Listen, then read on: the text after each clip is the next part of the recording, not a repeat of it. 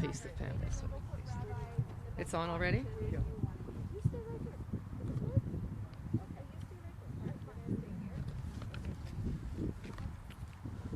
Yeah. Testing. Is the microphone on? It's on? Great. Okay.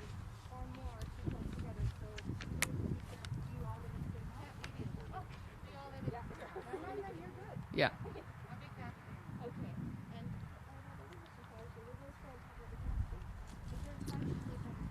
We can do that just before we're going to lower the casket. Okay. Sure. There are 150 psalms, which are sacred songs or hymns, authored by King David, and they are the most famous of all religious poetry, beseeching God's mercy and protection. The recitation of psalms provides comfort in times of distress and uncertainty as they reflect a personal relationship with God. We begin the service with Psalm 121, Esa Enai. I lift my eyes to the mountains. From where does my help come? My help comes from God, maker of heaven and earth. Esa Enai el Eharim me'ayin Yavo Ezri Esa Enai el Eharim me'ayin Yavo Ezri me'imad Hashem Ose Shamayim V'aretz Ezri me'imad Adonai Ose Shamayim V'aretz.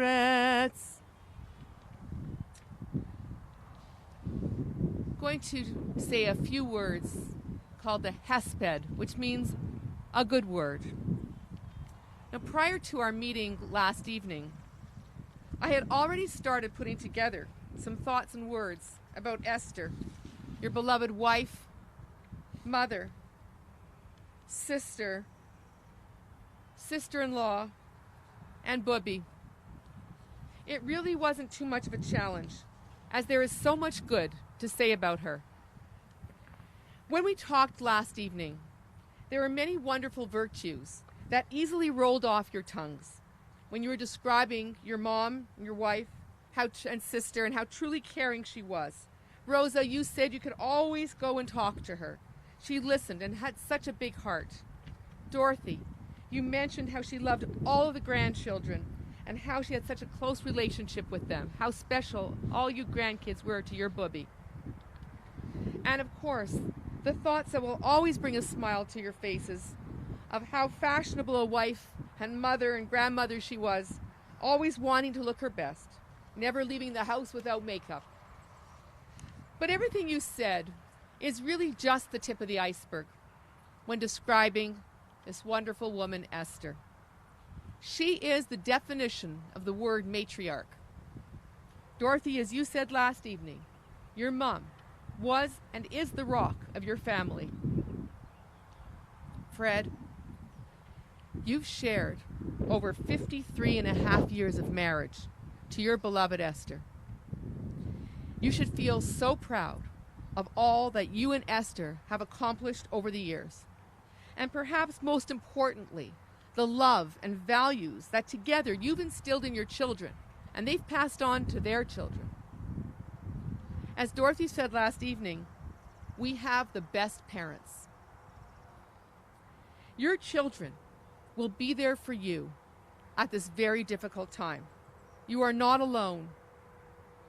When you love someone the way you loved Esther, the loss is profound. Don't be afraid to lean on them. It's what you've taught them, for family to always be there to support one another, especially when it's needed the most. We know only too well how Esther struggled these past few years with her health.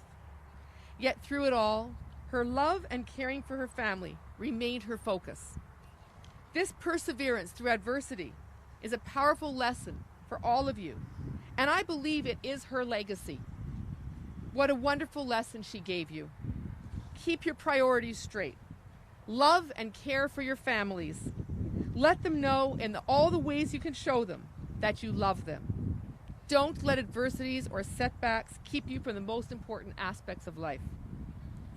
Through everything she went through, your wife, your mom, your sister, your bubby, your sister-in-law, she was always there for her family. She would be so proud to know that you'll carry on these values that were so important to her by sticking together and always being there for each other, not only when life is easy, but when challenges present as well. And then, of course, there are all of us, her extended family at Shalom, who also loved her. There are no words to express how much we'll miss her. A founder and pillar of Shalom along with Fred, she had and will always have a special place in all of our hearts. I want to conclude with some words of a poem that I thought might give you some comfort at this profoundly sad time in your lives. You can shed tears that she is gone, or you can smile because she has lived. You can close your eyes and pray that she'll come back, or you can open your eyes and see all she's left. Your heart can be empty because you can't see her, or you can be full of the love you shared. You can turn your back on tomorrow and live yesterday, or you can be happy for tomorrow because of yesterday.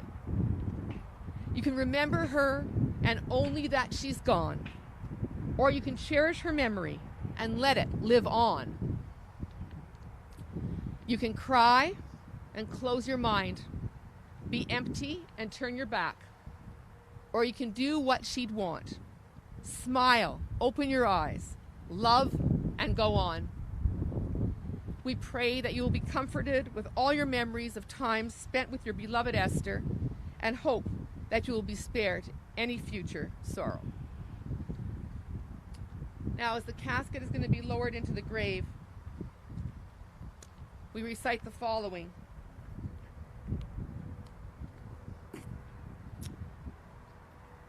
Esther, may you go unto God in peace. Al mikoma tavo v'shalom.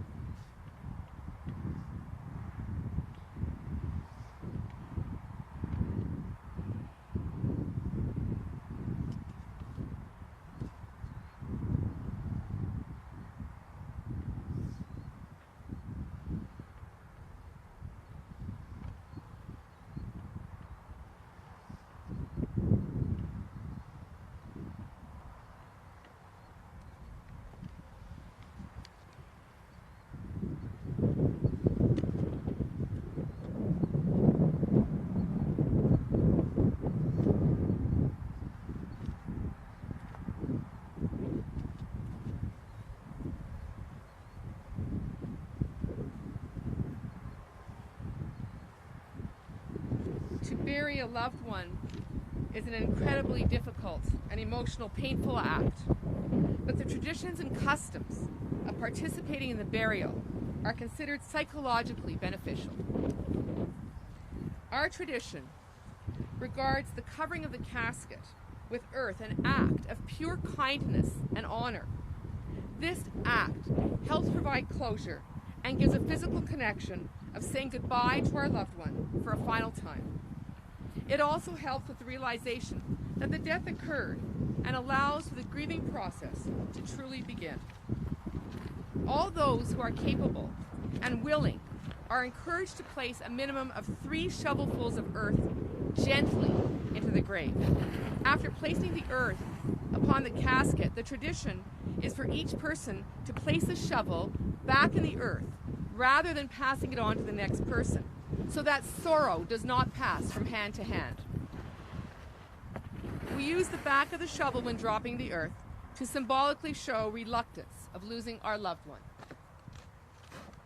There are 2 shovels, so after you take a few shovelfuls, just put the shovel, kind of just push it back into the earth, and somebody else will take it from the earth, not from your hand.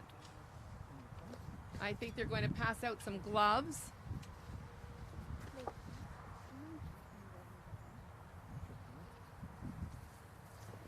And you have 5 shovels. Can that mean that many people can shovel at one time?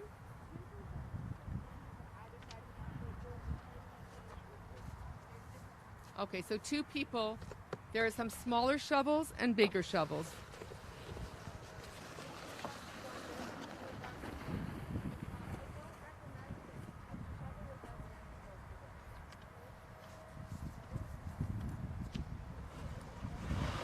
Maybe when do you want to put those in? Do you want to put them in now?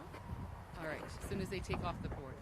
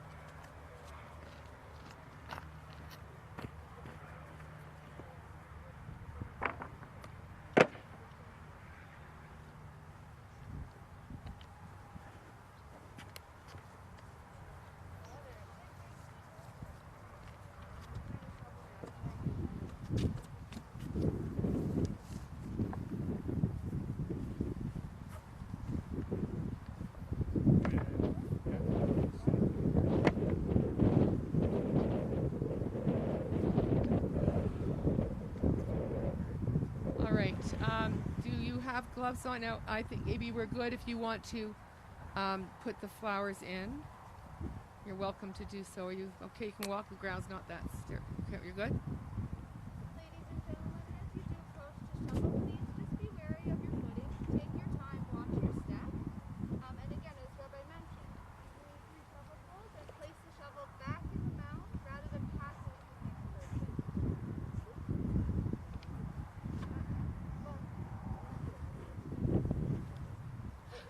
Just take the shovel, whatever. Just take the shovel, and the idea is, if you can, just shovel like you normally would take the shovel, kind of turn it to the back. Yeah, if you can. I usually leave it up and down. Would you like me to do a little bit? You can. It's hard to do it, but we can. Yeah, sure you can. Oh, like what he's doing. Like that, yes, but it's hard to do. You don't get much earth. So I find it easier to take a shovelful. I do that. That's how you just don't get much earth that way. So if you prefer to do it the other way, at least you just show them the other way now to take a shovelful, and then the other thing you do is turn it over, well, yeah, that's right. Perfect. Yeah. Like, just the idea is to put it in gently. You can, the way that Alicia showed you is the correct way with the back, but you don't get very much earth that way. And someone is welcome to come to the side. You can do 2 at a time, as she was saying, as long as we're socially distanced.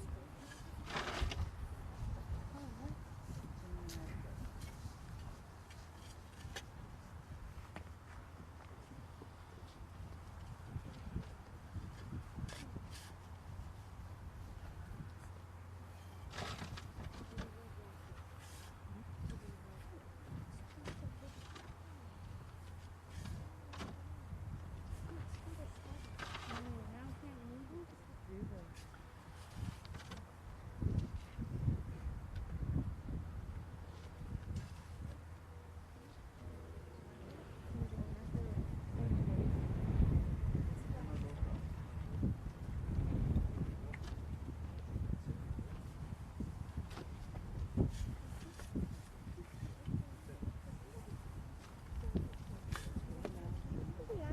did it very nicely for your booby.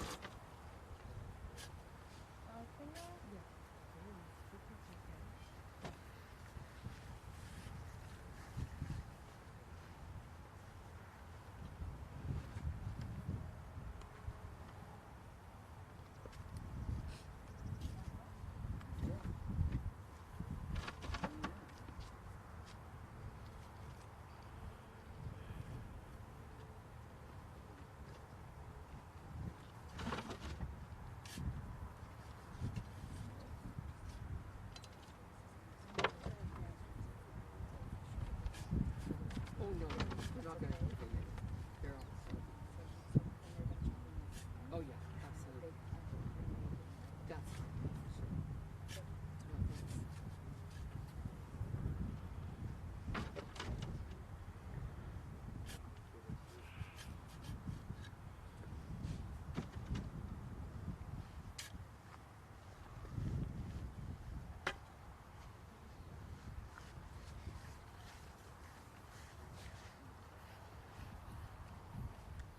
Is there anybody else who wants to shovel at this point? I'm going to ask the family to turn to page 9 in the little booklet that was just given to you. Page 9.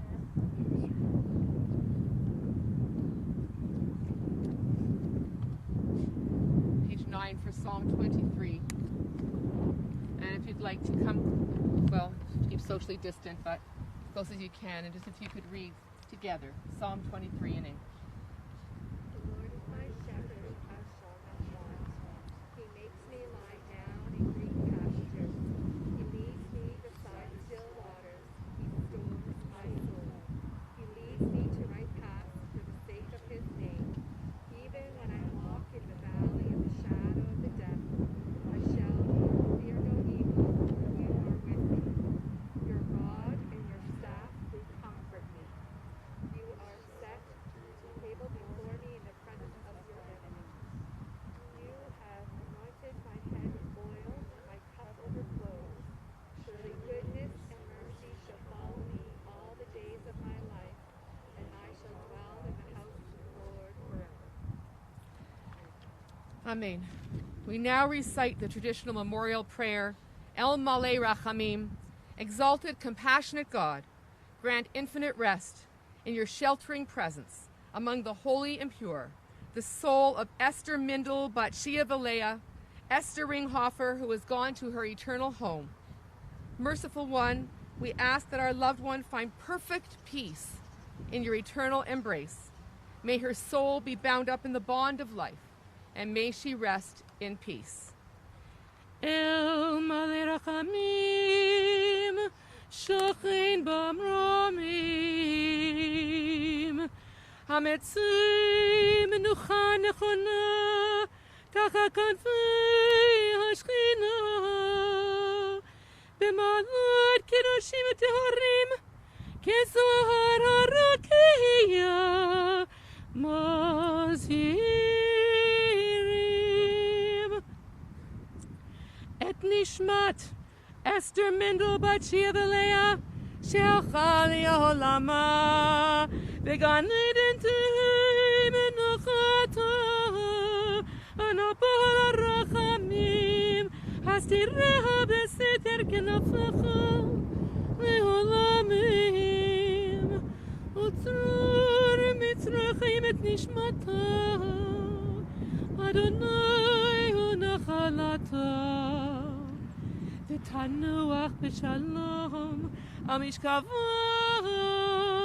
ונאמר Amen.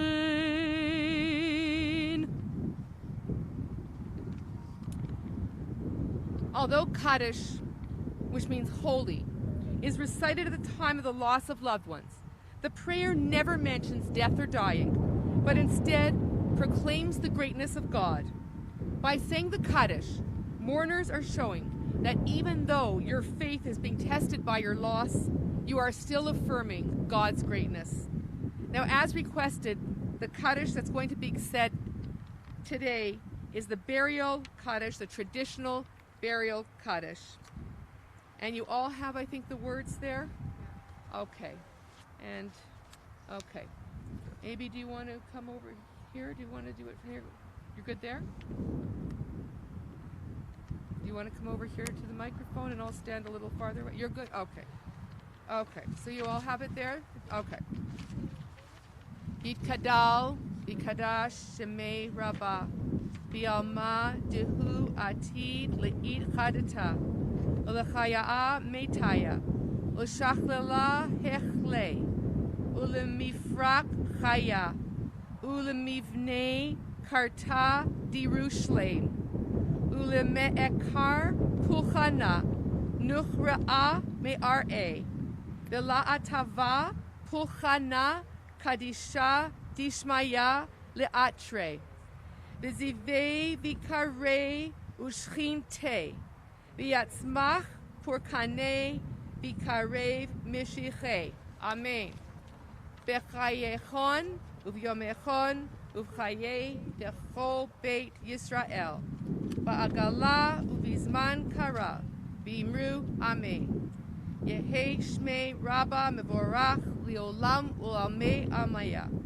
Iparach Vishtabach Vipa'ar Vitromam Vitnase. Vithadar Vitale Vithalal. Shemei Dikutsha Briachu. Le'ela Minkol Birchata V'shirata. Tushbechata V'nechemata. Da'amiran V'alma. V'imru Amen. Yehi Shloma Rabba Min Shemaya, V'chayim Tovim Aleinu, V'al Kol Yisrael, V'imru Amen. Oseh Shalom B'mromav, Hu Ya'aseh Shalom, Aleinu V'al Kol Yisrael, V'imru Amen.